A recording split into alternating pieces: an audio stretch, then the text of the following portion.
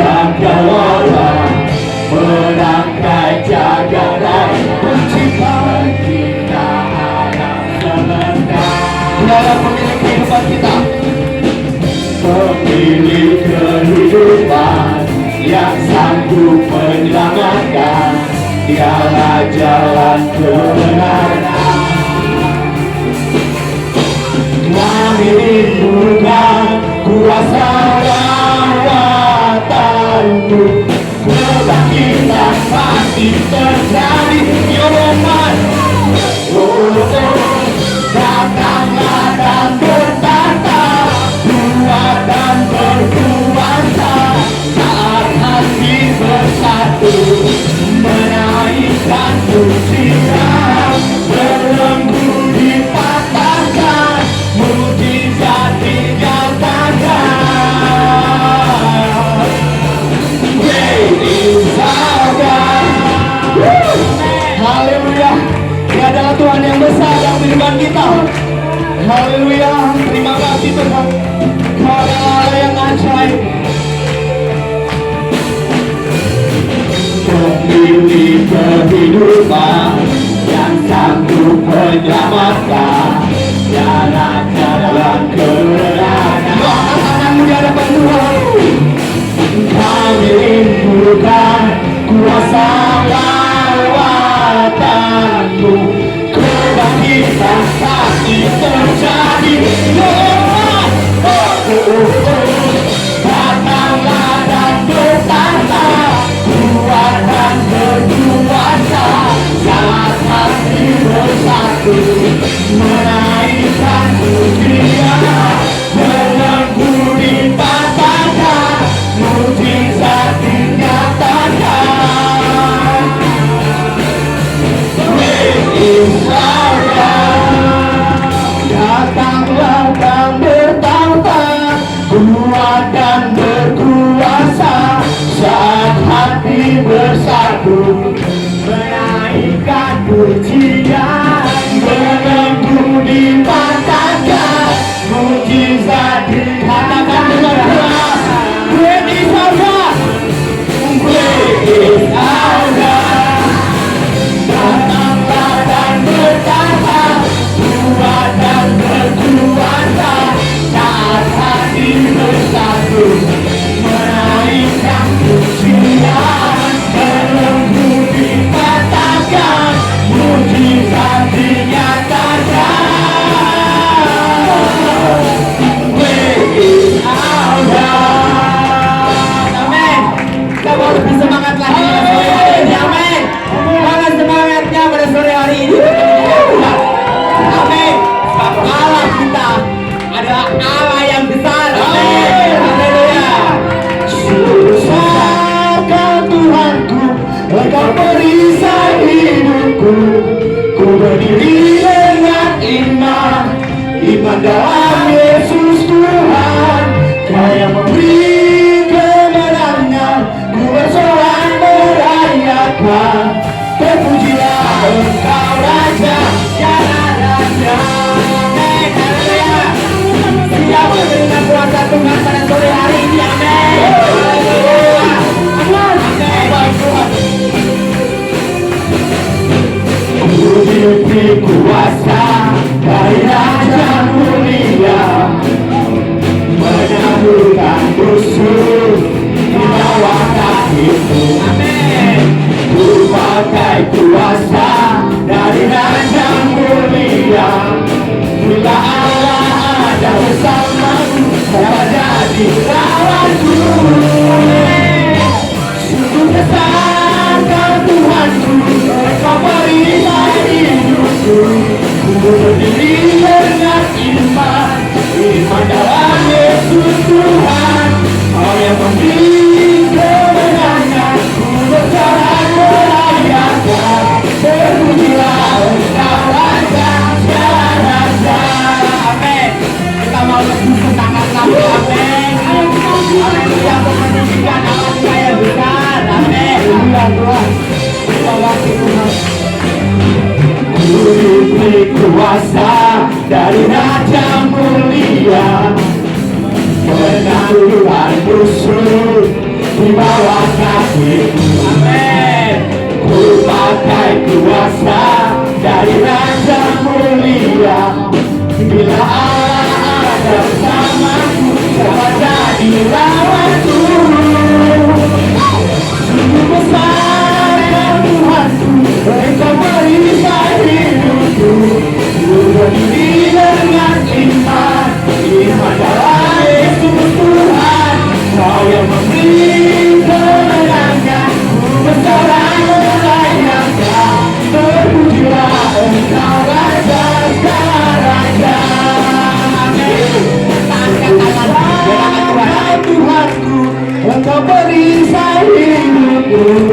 Ku berdiri dengan iman Tuhan, iman dalam Yesus Tuhan. Kau yang memberi kemenangan, ku bersorak merayakan. Terpujilah Engkau Raja segala raja.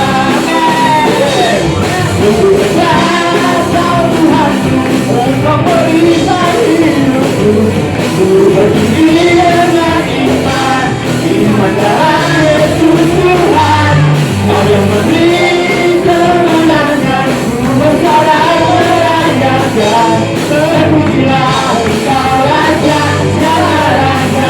Menangkap Tuhan, terpujilah Engkau Raja segala raja.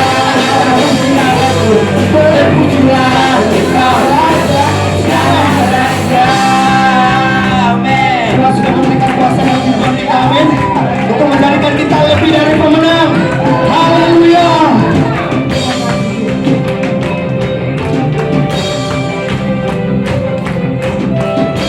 Lebih dari pemenang. Lebih dari pemenang dalam segala perkara. Ini bisa dikalahkan oleh kuasa darahnya. Jika Allah di pihak kita, siapa dapat melawan? Kita lebih dari pemenang. Lebih dari pemenang dalam segala perkara. Siapa dikalahkan? Kita dikalahkan oleh kuasa darahnya. Jika Allah di pihak kita, siapa dapat melawan? Katakan kita lebih dari pemenang. Haleluya. Kita jangan pastikan Yesus ada segala raja. Haleluya. Kita gerejanya, kita lebih dari pemenang. Haleluya. Kibarkan panjinya, Yesus Raja segala raja. Haleluya. Bangkitlah gerejanya, kita lebih dari pemenang. Haleluya. Kibarkan panjinya, Yesus Raja segala raja. Haleluya. Bangkitlah gerejanya, kita lebih dari pemenang. Katakan lebih. Saya lebih dari, kita lebih dari pemenang. Kita lebih dari pemenang.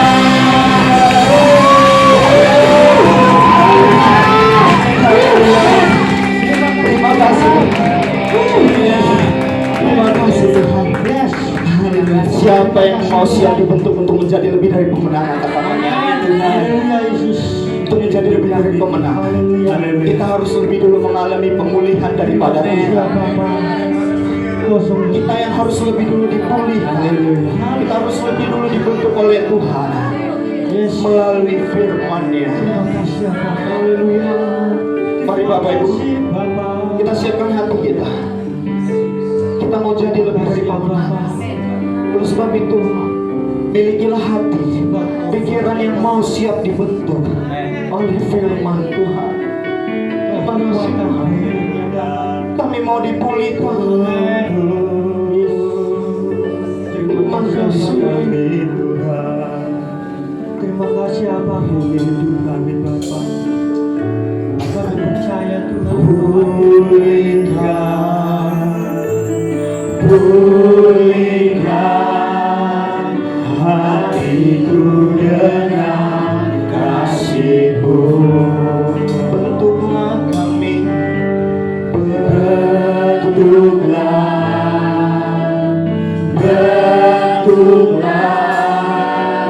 hatiku jadi seperti-Mu.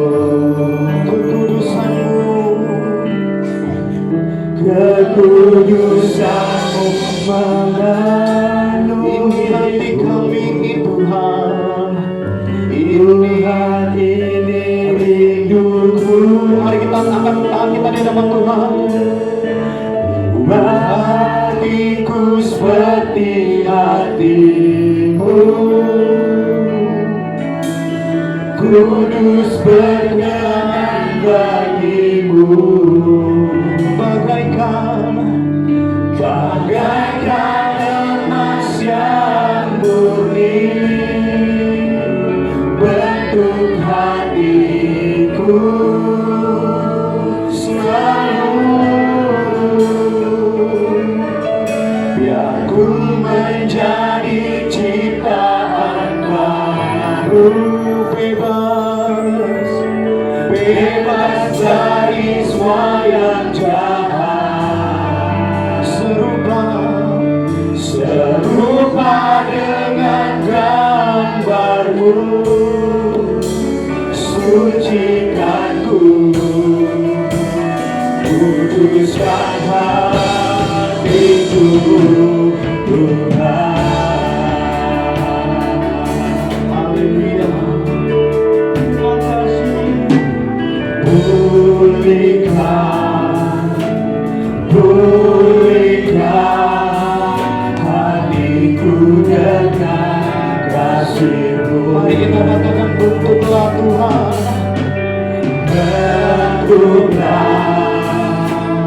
Bentuklah hatiku jadi seperti-Mu.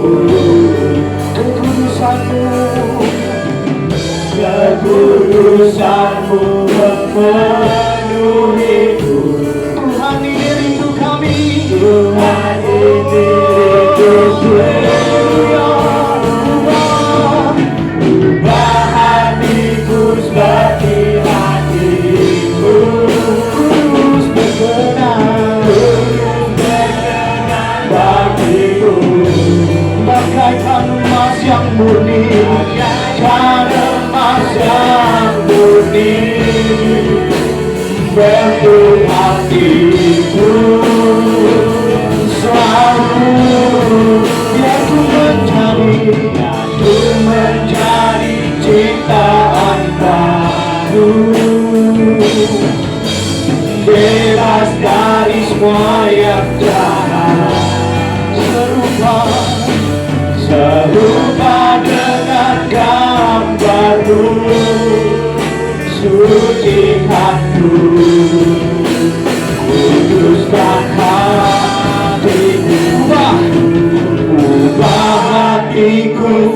Mari sedang jemaat yang menyanyikan lagu ini.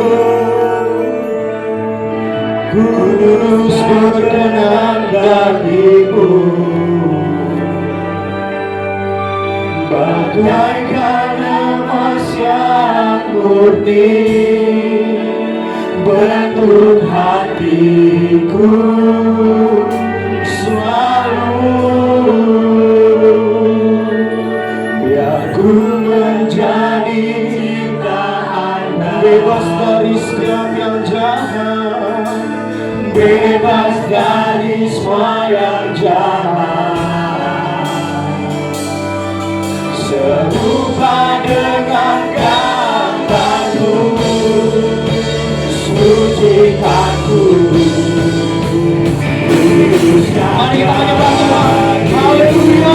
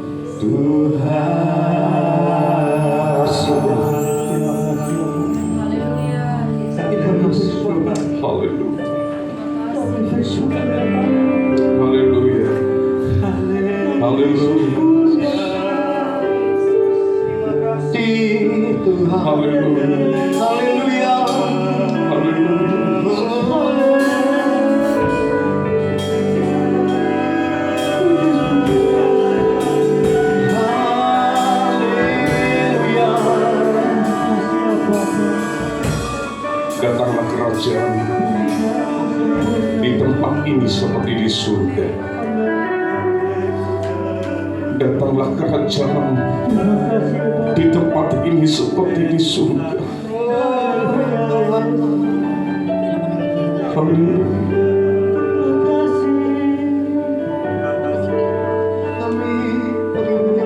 Bapa kami yang ada di surga, Bapa yang kudus, yang kami sembah, yang kami kenal di dalam Yesus Kristus.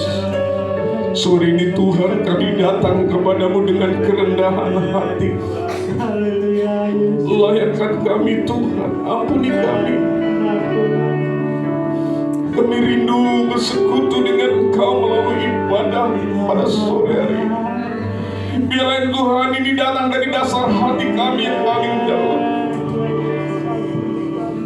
Kami mau diubahkan menjadi lebih benar, lebih baik, sesuai dengan apa yang Tuhan mau.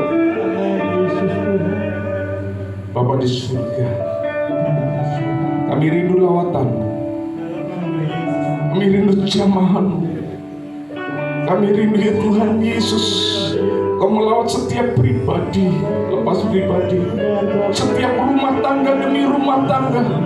Biarlah kami boleh hidup sesuai dengan kehendak Bapa. Pada sore hari ini Tuhan, biarlah Kau akan pakai hamba untuk menyampaikan kebenaran firman. Urapi hamba-Mu Tuhan Yesus sembunyikan di balik salib-Mu. Biarlah Roh Kudus yang akan memimpin hamba-Mu menyampaikan kebenaran. Demikian setiap kami yang mendengar. Berkati pendengar kami, berkati hati pikiran kami. Biar firman ini boleh masuk, berakar kuat, bertumbuh, dan menghasilkan buah. Di dalam nama Yesus, kami undang Roh Kudus. Engkau memenuhi setiap kami. Di dalam nama Yesus, yang siap terima firman Tuhan, mari dengan saya katakan. Amin. Silakan itu.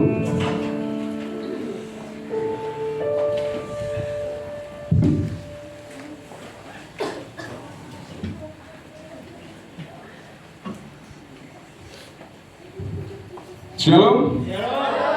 Sekali lagi shalom. Terima kasih buat Bapak Ibu yang sudah meluangkan waktu untuk kita bersama-sama boleh beribadah pada sore hari ini. Ini adalah hari yang istimewa, tidak seperti ibadah yang kita adakan. Ya, momen-momen ini yang sangat penting bagi kita semua. Bapak Ibu yang terkasih di dalam Tuhan, sekali lagi hari ini adalah hari yang luar biasa, kita bisa berkumpul di sini untuk menggali suatu aspek yang sangat penting di dalam kehidupan kita, yang sangat mempengaruhi di dalam setiap kehidupan kita, yaitu tentang keluarga. Bapak Ibu yang terkasih, tadi pagi saya membagikan renungan tentang sahabat. Kalau kita menyadari bahwa kita tidak bisa hidup sendiri, kita perlu orang lain, dan kita perlu sahabat. Sahabat yang baik, sahabat yang bisa membangun di dalam kehidupan kita. Tidak jauh sahabat itu. Sahabat itu dekat. Istri kita, suami kita, anak-anak kita, jadikan mereka sahabat di dalam kehidupan rumah tangga atau keluarga kita. Amin. Keluarga adalah suatu anugerah yang luar biasa yang Tuhan ciptakan pada mulanya. Bahwa Tuhan menciptakan manusia dan Tuhan juga memberikan seorang penolong yang lain, yaitu wanita, untuk membentuk suatu bahtera rumah tangga yang disebut dengan keluarga. Dalam keluarga kita bisa belajar banyak hal. Kita bisa belajar tentang kasih sayang di dalam kehidupan keluarga. Kita bisa berbicara atau belajar bagaimana bekerja sama di dalam kehidupan keluarga. Dan yang terpenting, bagaimana kita belajar hidup kerohanian kita bertumbuh di dalam pengenalan akan Tuhan. Sore ini saya akan membagikan pesan firman Tuhan dengan judul Family Collaboration atau family di dalam keluarga. Amin. Family di dalam keluarga yang ada di dalam Efesus pasal 5 ayat 22 sampai 33. Ya. Ada kolaborasi dalam keluarga. Saya tadi ngomong apa? Family dalam keluarga. Kolaborasi di dalam keluarga. Bapak Ibu terkasih di dalam Tuhan, keluarga yang berkolaborasi adalah keluarga yang memiliki kemampuan untuk bekerja sama dengan harmonis. Saya katakan bekerja sama dengan harmonis. Ada banyak rumah tangga atau keluarga yang seolah-olah kelihatannya harmonis. Orang bisa melihat, aduh kehidupannya harmonis sekali, rukun, seolah-olah tidak pernah ada perselisihan. Tetapi ternyata di dalamnya rumah tangga itu sering terjadi cekcok, perselisihan, sama dengan kayu yang kelihatannya utuh, tapi ketika ada rayap yang masuk dan menggerogoti kayu itu kelihatannya utuh, tetapi di dalamnya keropos. Tentu setiap kita tidak mengharapkan rumah tangga kita adalah rumah tangga yang keropos. Amin. Kita mengharapkan, menginginkan suatu rumah tangga yang kuat, yang benar-benar harmonis di dalam semua aspek kehidupan, saling mendukung, saling berjalan bersama, menjalani kehidupan rumah tangga. Ada tanggung jawab di situ, dan masing-masing membangun sebuah ikatan yang kuat dan ikatan yang sehat. Tidak hanya kuat tetapi sehat. Percuma kuat tetapi sakit-sakitan. Kita membutuhkan sebuah rumah tangga yang kuat dan sehat. Amin. Dengan menerapkan sebuah prinsip yang benar, yaitu kasih. Dasar dari membangun sebuah bahtera rumah tangga adalah kasih. Ketika kita mau membangun sebuah rumah tangga, kita mulai kenalan dengan pasangan kita. Itu dilandasi atas dasar kasih, cinta. ketika saudara menikah itu cinta apa enggak dengan pasangan saudara? Mengasihi enggak dengan pasangan saudara? Yang rumah tangga, apakah saudara ujung-ujung ayo kita kenalan besok nikah ya? Masa saudara umpamanya ini seorang cowok mau tak nikah dengan saya, terus saudara katakan mau? Saudara gitu? Enggak toh, pasti perlu perkenalan. Kita ingin tahu pribadi pasangan kita itu bagaimana, karakternya kayak apa, sehingga ketika kita sudah pas, oke, ini adalah tipe yang saya inginkan, jadilah maka kita menjadi pasangan yang disebut keluarga. Dan lebih seru lagi ketika diberkati seorang anak. Bapak Ibu yang terkasih di dalam Tuhan, sekali lagi keluarga yang berkolaborasi atau adalah keluarga yang memiliki kemampuan untuk bekerja sama secara harmonis. Coba baca dulu di dalam Efesus 5 sebagai pembuka, ayat 22 hingga 33. Tolong dibacakan.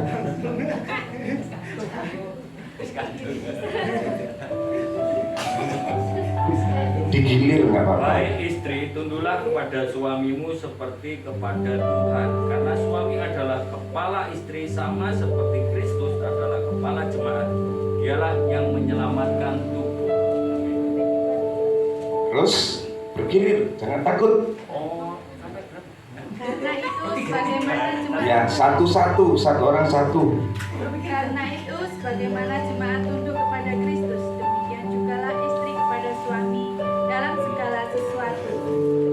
Hai suami, kasihilah istrimu sebagaimana Kristus telah mengasihi jemaat dan telah menyerahkan dirinya baginya.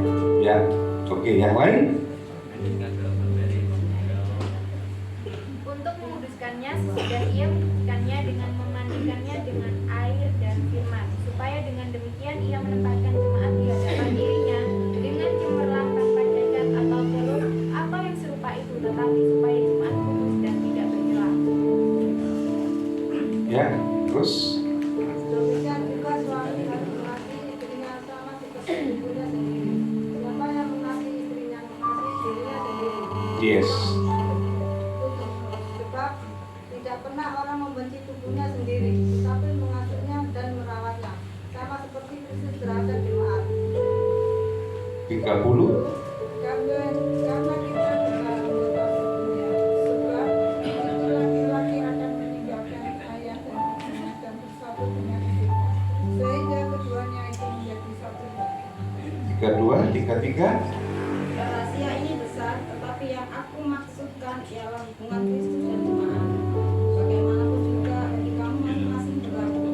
Kasihilah istrimu seperti dirimu sendiri, dan istri hendaklah menghormati suaminya. Amin. Terima kasih.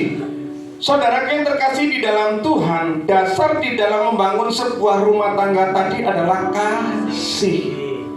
Kasih Kristus itu adalah dasar hidup di dalam sebuah rumah tangga. Bapak Ibu yang terkasih, tidak bisa dipungkiri bahwa saat ini kita hidup di dunia yang serba sibuk, dunia yang serba modern, dunia yang serba digital. Semuanya cepat.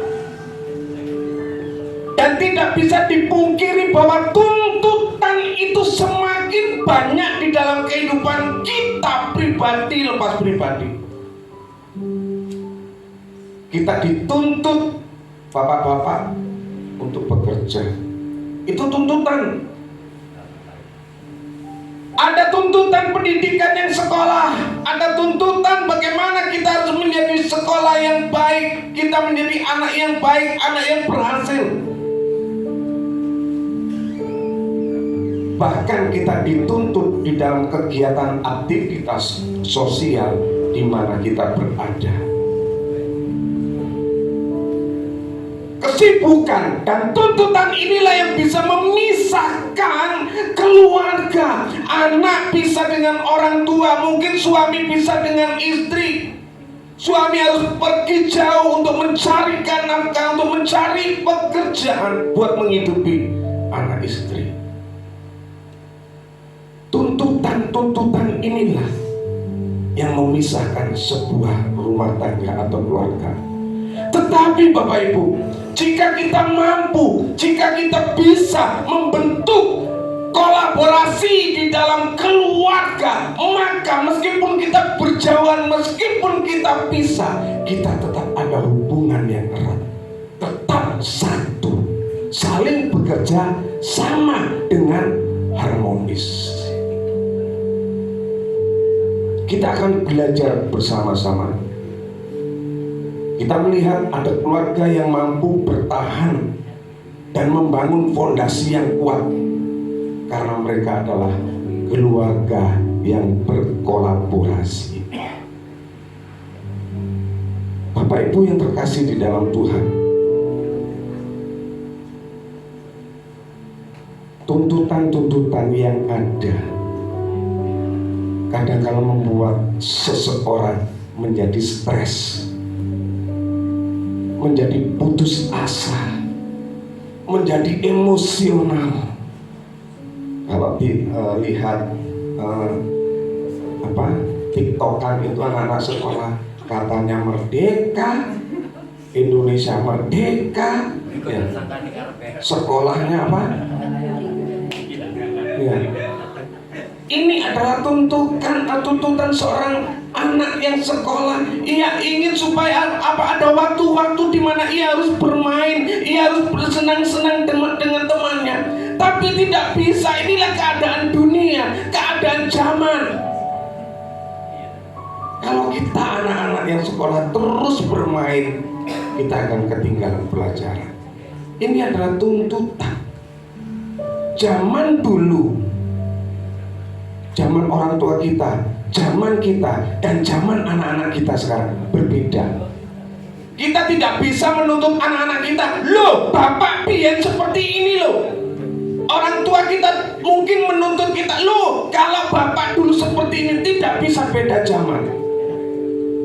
Makanya kita harus mengikuti perubahan-perubahan zaman sedemikian rupa dengan baik. Makanya dibutuhkan suatu kolaborasi di dalam kehidupan rumah tangga. Firman Tuhan jelas dikatakan, hai istri tunduk kepada suami seperti kepada Tuhan. Jangan senang dulu suami, istriku harus tunduk. Firman Tuhan katakan,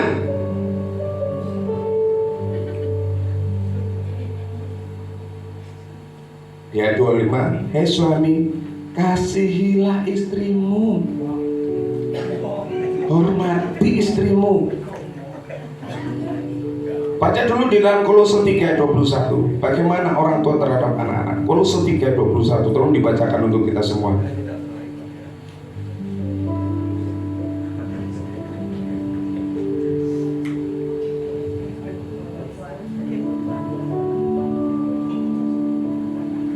Kolose 3 ayat 21. Ya.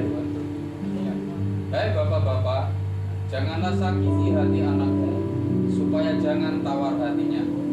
Amin. Firman Tuhan ini lengkap. Bagaimana suami terhadap istri, bagaimana istri terhadap orang tua pada suami, bagaimana anak terhadap orang tua, bagaimana orang tua terhadap anak. Lengkap Bapak Ibu.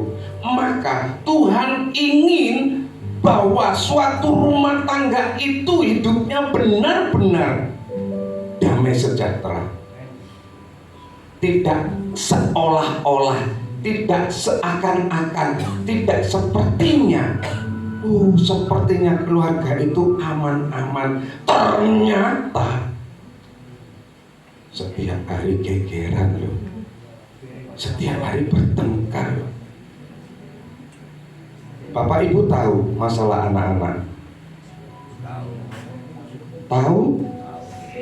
Kadang ada yang tidak tahu masalah yang sangat pribadi anak-anak kita. Kadang anak-anak takut mau mengutarakan, mau menceritakan bagaimana ia memiliki masalah. yang kecil aja, si Eben sama Excel punya masalah. Tetapi yang mulai cerita, Ma di sekolah, Pak di sekolah saya diginiin teman-teman saya mencekik, teman-teman mulai mengolok, mengejek, itu masalah. Tetapi kita sebagai orang tua, kita harus bisa menasehati, memberikan nasihat yang benar-benar anak itu menerima. Kita tidak harus membela sopo. Siapa orangnya? Siapa temanmu? Tak paranane. Tidak perlu seperti itu, Bapak. Mari kita akan belajar bersama-sama bagaimana sih cara membangun kolaborasi di dalam sebuah rumah tangga itu, supaya hidup kita benar-benar menjadi berkat bagi keluarga kita, bagi saudara-saudara kita. Mari kita akan belajar bersama-sama bagaimana keluarga yang berkolaborasi di dalam kehidupan sehari-hari. Next. Yang pertama, dasarnya adalah kasih dan kerendahan hati. Di dalam sebuah rumah tangga, ketika ada dasar kasih dan kerendahan hati, maka kita tidak akan saling menyalahkan, tidak akan saling menuduh di dalam kehidupan rumah tangga. Satu dengan yang lain akan menyadari karena ada kasih di dalam kehidupannya. Kita membina sebuah rumah tangga bukan untuk bertengkar setiap hari, untuk otot-otot, untuk engkel-engkelan antara kita dengan pasangan kita, antara kita dengan anak kita. Saudara senang kehidupan sehari-hari bertengkar wani terus senang? Enggak. Kita baca di dalam 1 Korintus 13 ayat 4 sampai ke 7. 1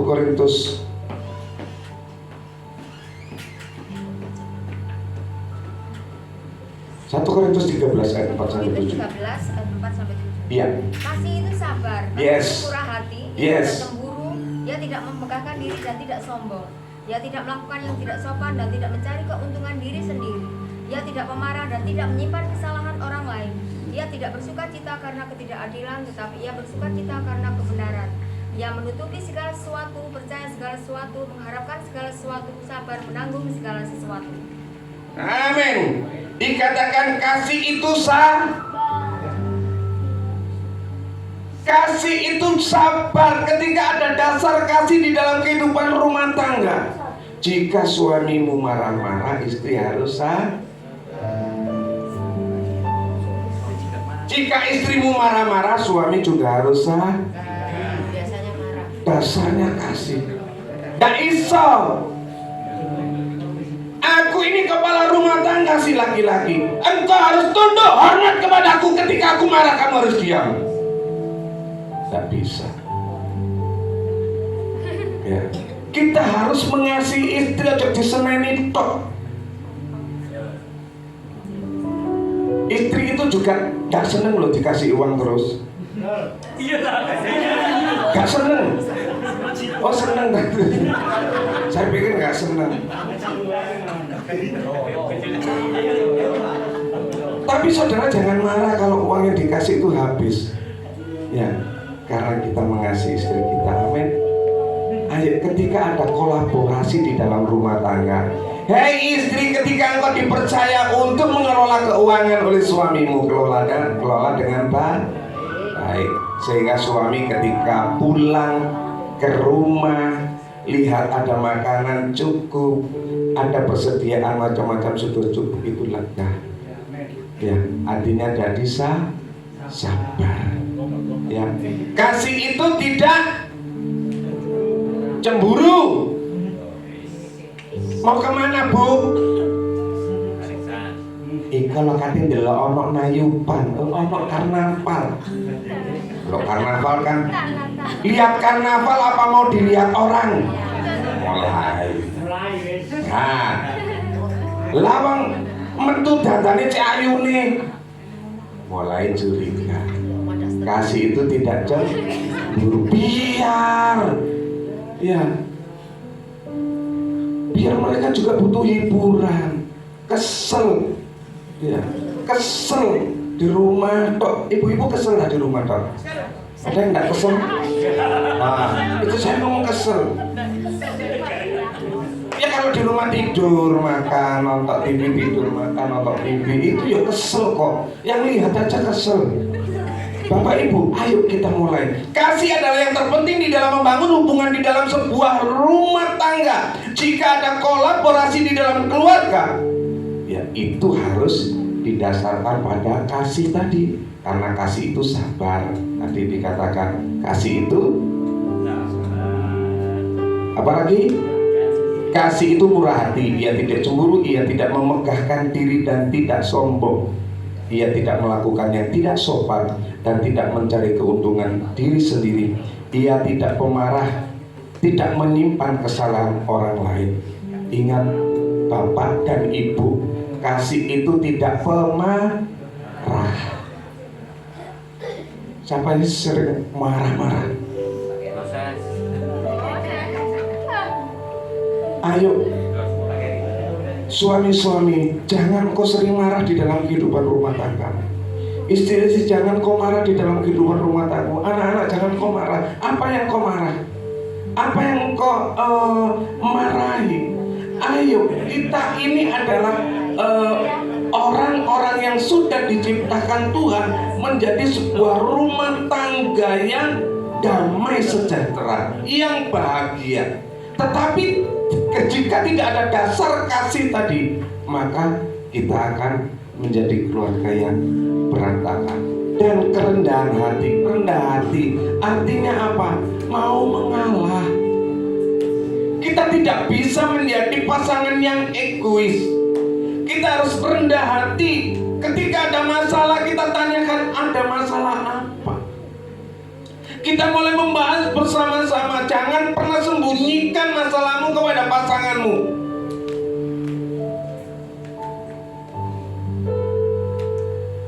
Suami pasti memiliki masalah secara pribadi.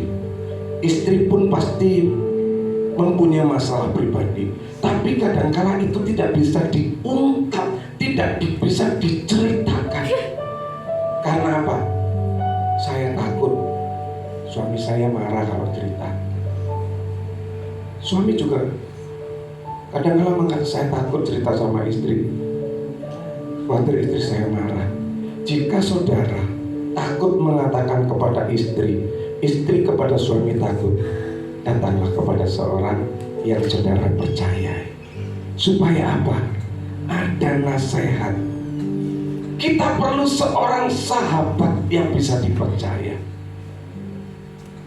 Mungkin di situ kita bisa bentuk sebuah konseling pribadi.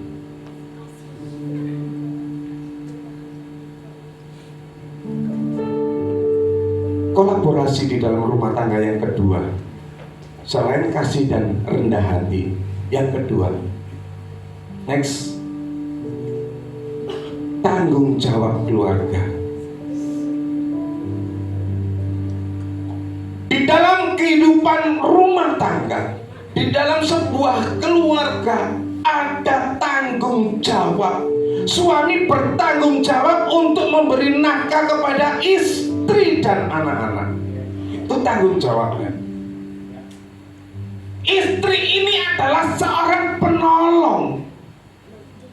Jangan kita sebagai pria menuntut istri kita bekerja. Bukan tidak boleh, bukan. Yang berhak untuk menafkahi adalah suami. Jika istrimu bekerja, bersyukurlah, berarti kita rada ringan, rada ringan. Tetapi jangan sampai keliru Bapak Ibu. Ada banyak kasus, ada banyak peristiwa, ada banyak kejadian. Ketika suami bekerja, istri bekerja, anak dititipkan kepada orang lain, apa yang terjadi? Anak tidak kenal sama orang tuanya. Kowe anak sapa? Embo bapakku yo gak tau ketok.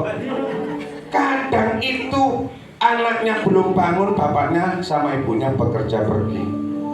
Anaknya tidur, bapak ibunya baru datang. Kadang sampai gak ketemu. Anak lanang ya. Anak yang baik ya kalau punya mbah, kalau enggak.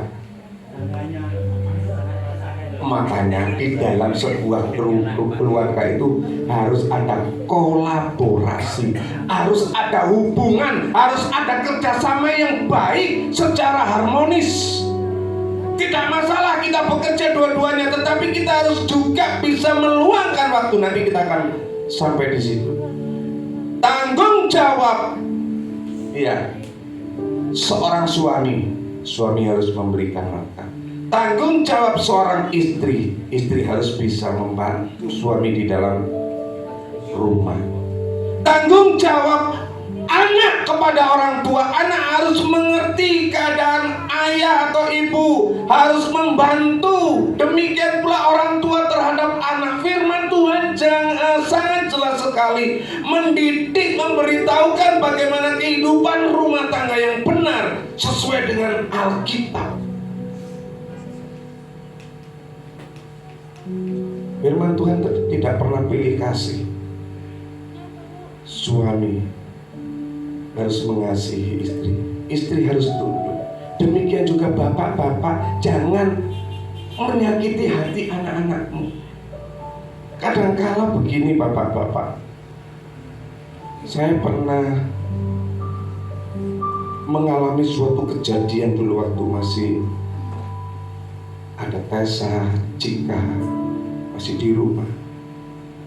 Ia sebenarnya memiliki sebuah masalah, tetapi karena saya adalah orang yang tidak pernah ingin tahu apa masalah anak saya. Yang penting saya bekerja, saya memberikan sebuah kebutuhan apa yang dibutuhkan anak, tetapi tidak ada komunikasi yang baik. Itu juga salah. Mereka ketika ada masalah tidak mau bercerita dengan papanya. Karena apa? Papa terlalu sibuk. Atau kadang anak mengatakan, aku takut cerita sama papa. Kalau papa diceritain mesti marah-marah dulu, belum dengar mesti marah. Jangan kita menjadi orang tua yang diktator atau orang tua yang keras terhadap anak. Dikatakan kolaborasi di dalam keluarga itu adalah kerjasama yang harmonis. Dasarnya tadi apa? Kasih, sabar. Kita tidak pernah tahu. Coba anak-anak, tanya anakmu, kamu punya masalah apa enggak? Jika anakmu engkau menjadi orang tua ditakuti, dia pasti mengatakan enggak ada masalah, enggak ada. Tetapi ketika malam ia tutup pintu di kamar nangis. Aku gak bisa cerita sama orang tua aku takut. Bapak Ibu tahu masalah anak-anak. Kadang masalah istri kita juga tidak tahu. Istri seolah-olah melayani suami baik-baik saja, tetapi di dalam hati ia merasa menderita. Sebetulnya ia mau berontak, tetapi ia tidak berani. Ia mau mengatakan sesuatu, tapi tidak berani. Ia mungkin masuk di dalam kamar juga menangis. Tuhan, kalau ia dekat dengan Tuhan, ia akan berdoa seperti itu. Tolong buat suamiku agar mengerti. Kadang juga suami punya masalah, tetapi istri juga tidak mau tahu apa masalah suami. Kenapa banyak rumah tangga yang hancur? Kalau kita dengar, karena mereka tidak jujur, mereka saling egois, mereka tidak pernah bercerita. Yang mereka pikir adalah mencari uang dan mencari uang supaya apa? Bahagia. Saya mau katakan Bapak Ibu, banyak orang-orang kaya yang hidupnya tidak merasa bahagia meskipun banyak uang. Kenapa? Tidak ada komunikasi yang baik antara suami dengan istri, antara orang tua dengan anak. Tidak pernah ada.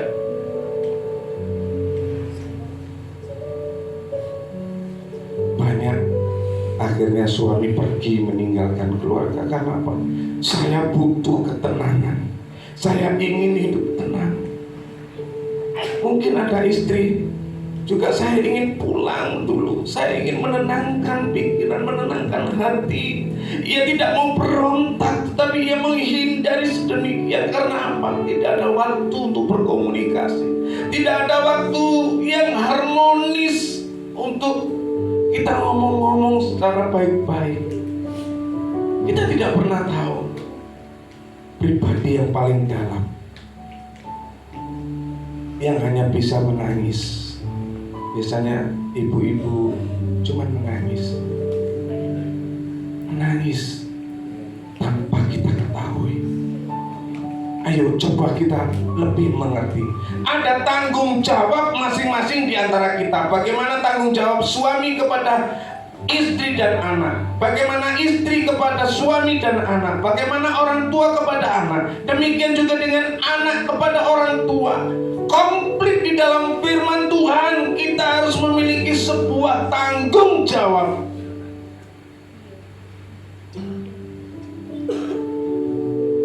Kemudian next, yang ketiga,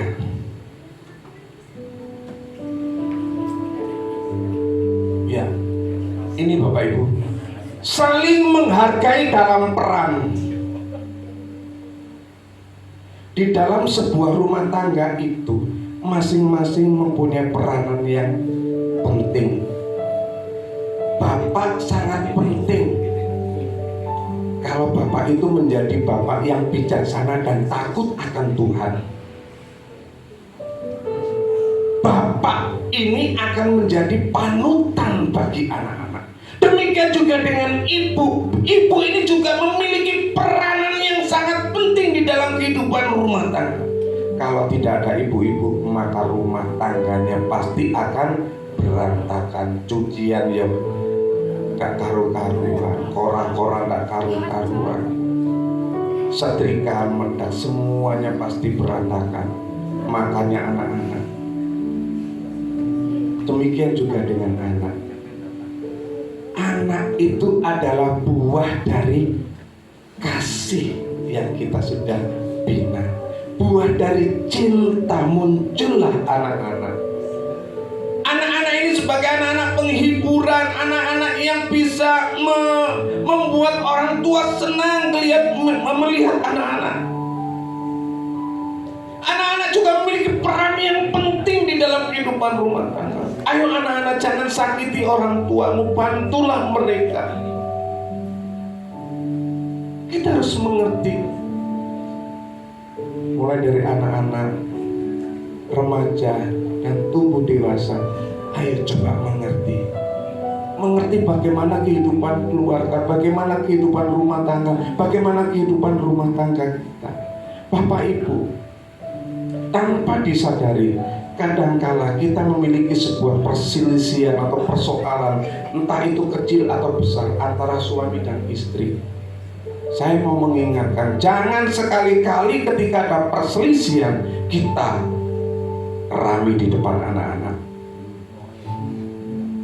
Sekali lagi, karena anak-anak akan melihat, oh, orang tuaku begini, oh, ternyata begini. Dia akan bertanya-tanya sendiri, tetapi ia takut untuk bertanya kepada orang, kenapa ini harus terjadi? Ia takut dimarahi. Hati-hati Bapak Ibu, ketika kita mulai melakukan ekspresi dengan emosional, makanya perselisihan di dalam rumah tangga itu pasti pernah terjadi. Siapa yang nggak pernah bertengkar di sini? Saya ingin tahu. Angkat tangan, siapa yang nggak pernah bertengkar? Ayo. Semuanya pernah berarti ya. Bu Agusti nggak pernah sekarang bertengkar. Ya. Tapi sama anak-anak. Pasti ada perselisihan, itu pasti ada Bapak Ibu. Jangan pernah kita sembunyikan. Jika perselisihan itu ada menimpa di dalam kehidupan rumah tangga kita, sebagai keluarga yang berkolaborasi, kita harus bisa bercerita, mengatakan yang sebenarnya kepada pasangan kita. Jangan sampai perselisihan itu berlarut sehingga menimbulkan perpecahan. Awas, gerak-gerik kita orang tua itu diawasi anak-anak. Anak-anak kayaknya cuek main game. Ketika orang tua rame, anak-anak ini dengar. Iya, anak-anak dengar. Kalau orang tuanya tukaran dengar toh, meskipun di dalam kamar atau main game.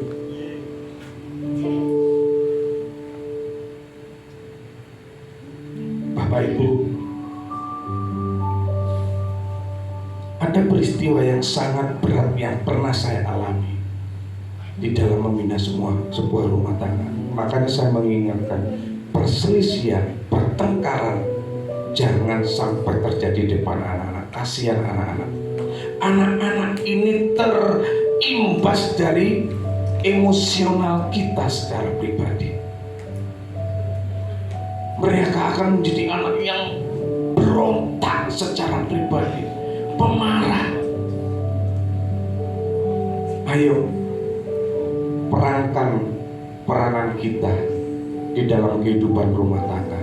Bagaimana peran seorang suami, bagaimana peran seorang istri yang benar, bagaimana peran seorang anak yang benar sesuai dengan Alkitab. Alkitab mengajarkan bahwa setiap anggota keluarga memiliki peran dan tanggung jawab masing-masing. Ini termasuk menghargai peran seorang ibu dengan bapak dengan ibu, orang tua dengan anak. Coba baca di dalam Amsal 31. Efesus aja. Sudah ya. Efesus sudah.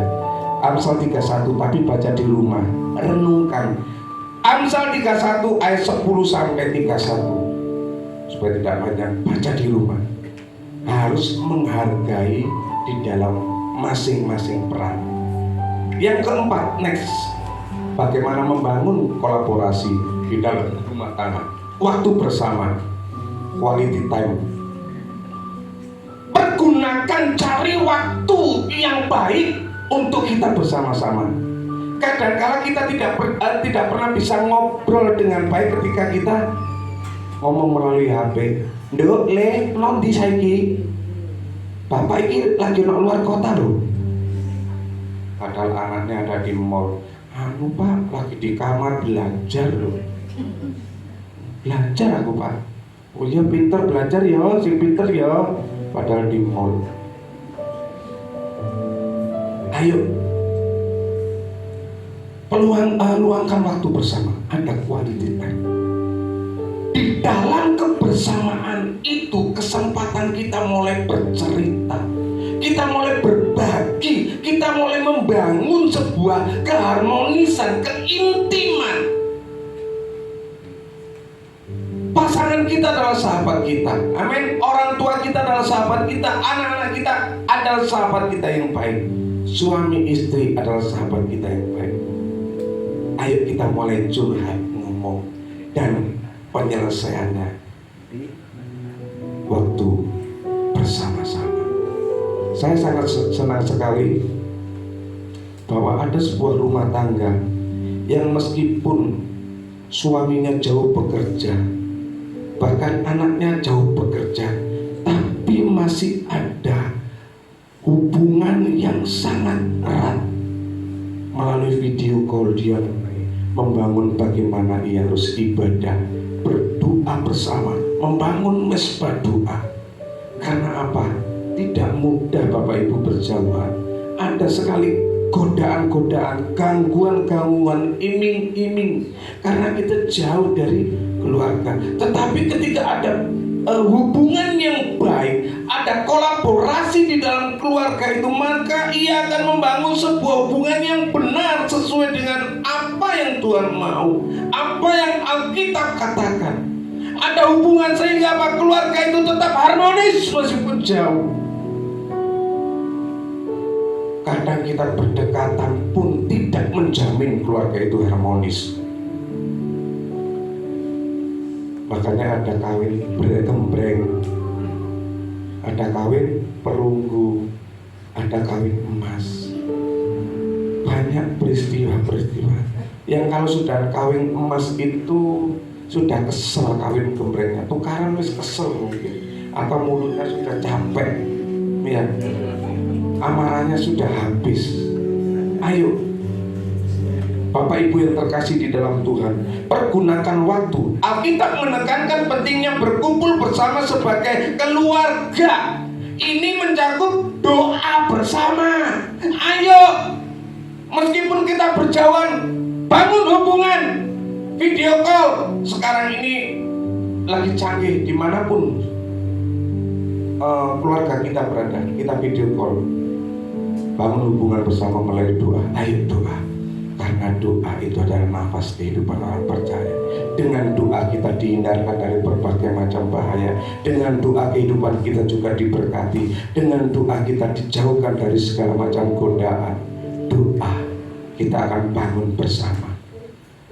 Kemudian apa yang harus kita ajarkan kita di dalam kebersamaan itu?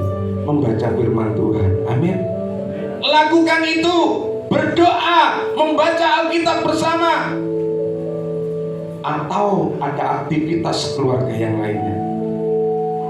Bapak Ibu yang terkasih di dalam Tuhan, kolaborasi di dalam mengatur waktu bersama ini dapat membantu memperkuat ikatan keluarga melalui doa, melalui firman Tuhan. Ayo lakukan. Sekarang ini canggih, meskipun jauh, kita bisa komunikasi. Ayo berdoa bersama. Mungkin kita tidak bisa tiap hari, tetapi setidaknya kita memiliki waktu bersama. Kita mulai hubungi, Mas, Pak, lagi ngapain sekarang? Oh, lagi santai. Ayo kita berdoa. Ayo telepon anak kita juga, video call, berdoa bersama. Kita bangun hubungan, maka akan terjadi kerjasama dan keharmonisan di dalam sebuah rumah tangga. Bangun itu. Kadang-kala kita lupa, Bapak Ibu. Karena apa? Kita terlalu sibuk, karena kita terlalu dituntut oleh pekerjaan. Mungkin anak-anak yang sekolah dituntut karena pelajaran. Ayo pergunakan waktu, masih banyak waktu. Sekarang dunia ini mencoba memakai semua waktu kita supaya kita jauh dari doa, supaya kita jauh dari beribadah, supaya kita jauh dari membaca firman. Jadi dunia ini memberikan tugas-tugas yang sedemikian padat.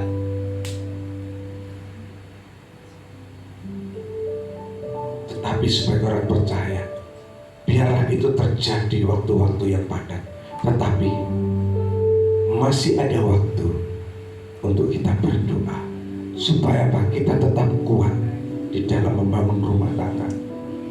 Ada kolaborasi yang baik di dalam keluarga, ada kerjasama yang baik secara harmonis.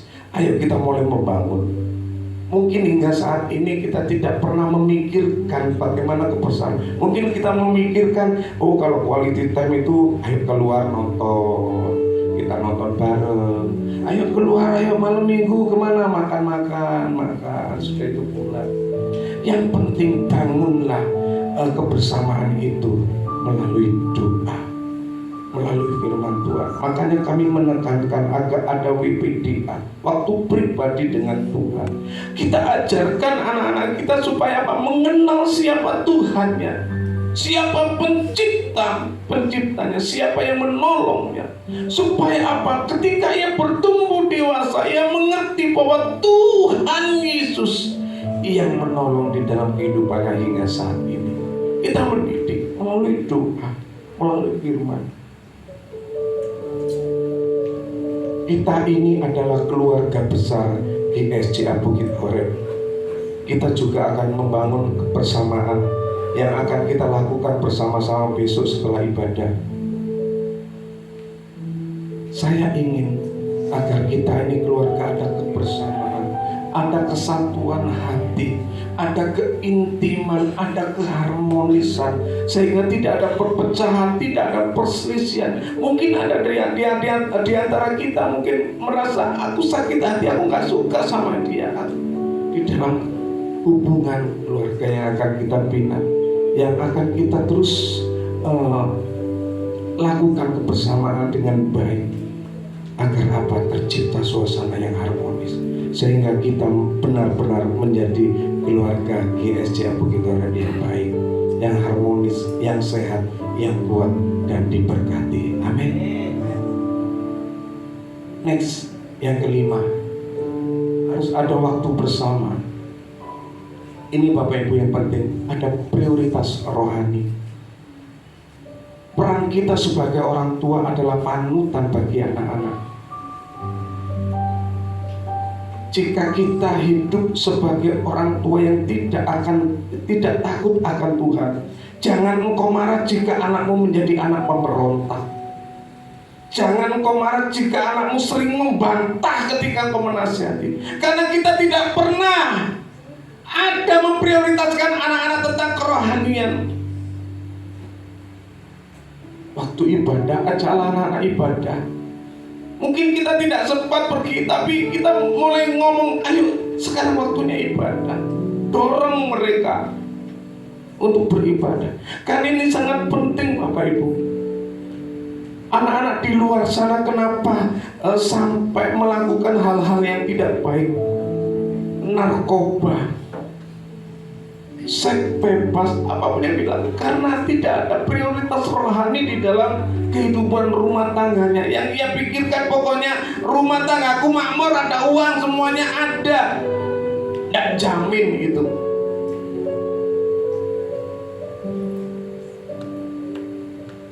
Alkitab mengajarkan, jika kita ingin diberkati di dalam kehidupan rumah tangga, maka apa kata firman Tuhan?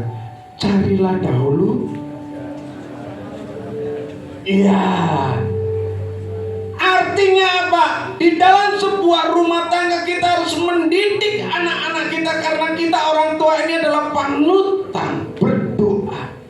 Jika kita sebagai orang tua tidak pernah berdoa, menyuruh anak kita berdoa, maka anak-anak kita tertawa. Lah Bapak Ibu gak tahu doa kok nyuruh aku doa. Ayo, kita ini sebagai panutan, patron bagi anak-anak kita. Doa. Prioritas rohani, berdoa. Yang berikutnya adalah setia beribadah. Kemudian membaca Alkitab. Membangun karakter Kristus. Itu harus ada di dalam kehidupan rumah tangga kita. Jika hingga saat ini itu masih satu dua yang ada. Kalau doa ya Pak, saya sudah ajarkan. Kalau membaca Alkitab sudah Pak. Kalau setia ibadah sudah. Tinggal membangun karakter Kristus. Atau yang lainnya. Ayo bapak-bapak, kita bapak ibu, kita sebagai orang tua, didiklah anak-anak kita melalui kehidupan kita, rutinitas kita. Kita tidak hanya memenuhi kebutuhan anak-anak kita. Kita bisa membelikan sepatu, sandal, baju, celana, apapun itu keperluan anak, tetapi tidak ada pernah prioritas rohani. Itu sia-sia.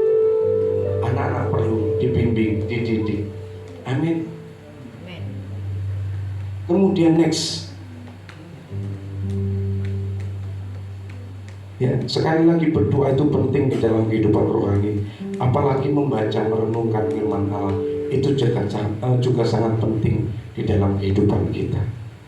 Memiliki karakter Kristus. Apa karakter Kristus itu? Tahu Bapak Ibu? Hah? Loh, kok nggak ada yang tahu karakter Kristus itu apa? Bukan Galatia, di buah-buah roh itu. Kasih, sukacita, damai. Itu harus kita didik kepada anak-anak kita supaya apa? Mereka memiliki karakter Kristus. Bapak Ibu yang terkasih di dalam Tuhan, banyak sekali ini sekarang ini anak-anak mengalami tantangan iman di dalam pendidikan. Mungkin di dalam sekolah mereka hanya seorang diri yang Kristen. Saya pun pernah mengalami. Ada tekanan, ada intimidasi. Tetapi kalau kita memiliki dasar yang baik, kalau kita memprioritaskan rohani kepada anak-anak, menanamkan doa yang benar, setia ibadah, maka anak-anak kita menjadi anak-anak yang tahan uji, anak-anak yang kuat di dalam iman.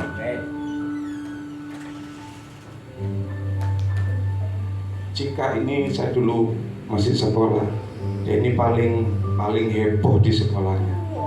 Kalau dia ngomong, om Kristen, enak Kristen. Iya, mati ini di peneteng, gak popo, tapi kan mati ini nggak cas, ganteng ayu. Iya. Kalau haleluya, anak-anak teman-temannya, puji Tuhan, begini kan, males kayak gitu. Kenapa? Kami sudah menanamkan dasar rohani, prioritas rohani dengan benar. Jika temanmu mengatakan demikian, ada karakter kasih. Biar orang, tetapi lihat teman Cika daripada Tessa, saya nggak membedakan, lebih banyak Cika. Karena ia lebih kuat kalau kakaknya si pendiam. Tetapi yang mau saya katakan, jika anak-anak kita memiliki prioritas rohani yang benar, ajar doa, ajar membaca firman, beribadah dengan baik, maka anak-anak kita menjadi anak-anak yang tangguh di dalam menghadapi masalah. Kemudian yang keenam, dukungan dan dorongan. Ini Bapak Ibu, baca dulu di dalam Ibrani 10 ayat 24 dan 25. Yang sedikit dibaca. Dukungan dan dorongan. Tolong dibaca yang menemukan.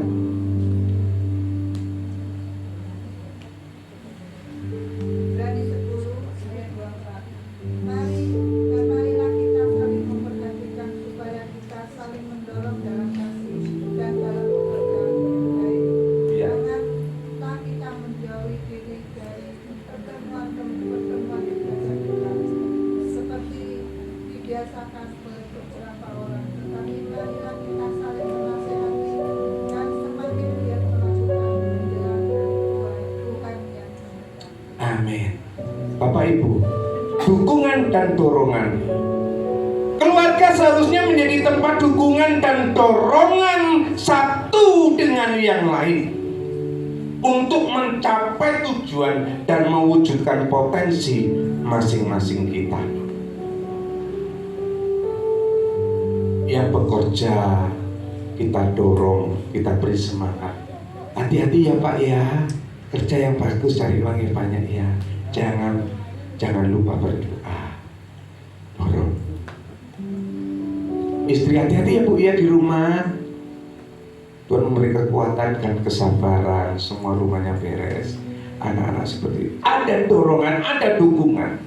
Bapak Ibu yang terkasih, saya mau mengatakan bahwa kita sebagai orang tua tidak bisa memaksakan kehendak kita kepada anak-anak kita.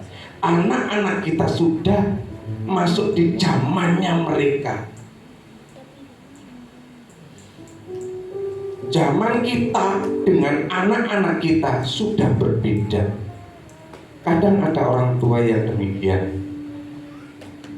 Ketika anaknya mulai bertanya, Pak, Bu, saya mau kuliah, saya mau mengambil jurusan ini. Oh, ojo! Maunya orang tua, kamu harus begini. Nanti kalau jurusan ini begini. Itu menurut kita. Tetapi mereka memiliki pemikiran yang berbeda. Makanya ketika mereka mempunyai pilihan yang berbeda dengan pilihan kita akan dukung, kita akan dorong. Justru di situ lagi letak kita sebagai orang tua, mendukung, mendoakan supaya apa? Anak-anak kita menjadi anak yang berhasil. Ini sudah zaman mereka, nggak bisa. Cuman kita sebagai orang tua memberikan gambaran-gambaran. Jika kamu masuk jurusan ini, nanti kamu kesini, nanti kamu begini, nanti begini. Nah, nanti mereka mikir. Bapak Ibu, ayo beri support kepada anak-anak kita. Jangan memberikan tekanan kepada anak-anak kita. Dan jangan kita menjadi orang tua yang egois. Tidak bisa, anakku harus menurut aku. Tidak bisa. Ayo kita bangun kolaborasi keluarga yang benar, yang sehat, yang kuat, dan harmonis. Ya, anak-anak diberikan pilihan bebas ketika mau kuliah, mau sekolah. Kita sebagai orang tua cukup berdoa, doakan mereka, dan percaya Tuhan pasti menolong. Amin. Jangan menekan anak-anak. Yang terakhir, yang ketujuh, fleksibilitas dan kompromi. Kita sebagai orang tua harus fleksibel dan harus memiliki kompromi yang baik dengan pasangan kita, bahkan dengan anak-anak kita. Di dalam Filipi 2 ayat 4 dikatakan, dan janganlah tiap-tiap orang hanya memperhatikan kepentingannya sendiri. Jangan menjadi orang yang egois di dalam kehidupan rumah tangga. Penting untuk bersikap fleksibel dan kompromi di dalam mengatur jadwal dan tugas keluarga, agar apa? Semua anggota keluarga dapat berkolaborasi dengan harmonis. Mari Bapak Ibu, kita akan renungkan kembali pesan firman Tuhan tentang kolaborasi di dalam keluarga kita. Kita telah mempelajari prinsip-prinsip yang sudah kita pelajari di dalam Alkitab, seperti kasih, seperti pengertian, kerendahan hati, sabar, prioritas di dalam kehidupan rohani. Kita juga telah melihat contoh-contoh nyata di dalam keluarga yang berkolaborasi dan yang menjadi teladan.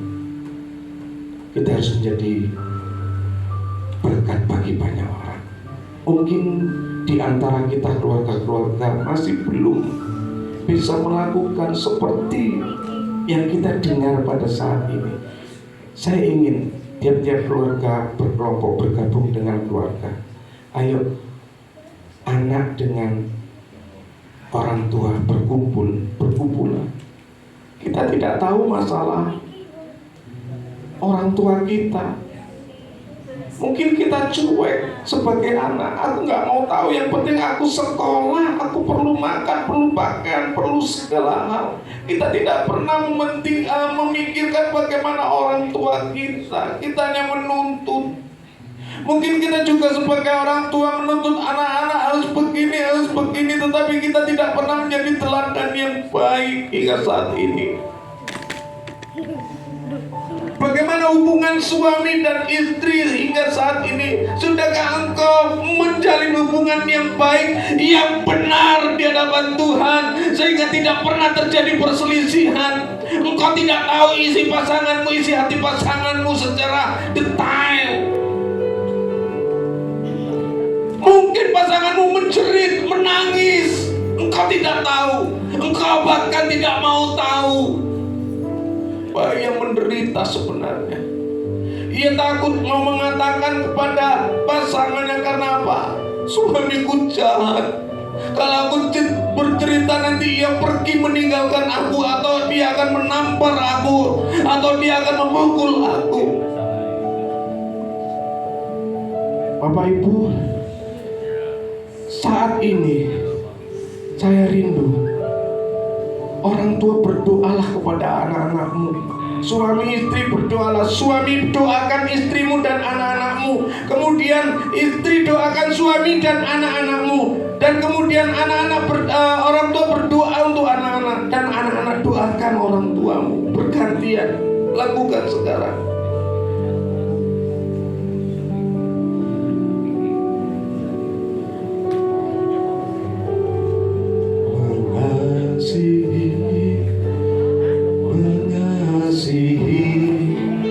Lebih sungguh, amin. Mengasihi lebih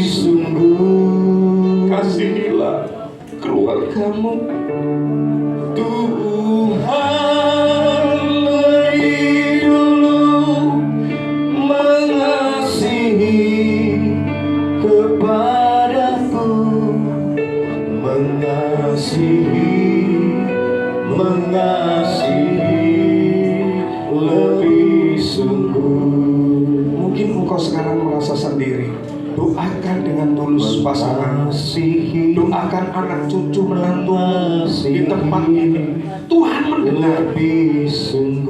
Saat ini Tuhan bersama-sama dengan kita untuk mengubah kehidupan kita. Ayo orang tua, doakan anak-anakmu. Kalian anak-anak, doakan orang tuamu.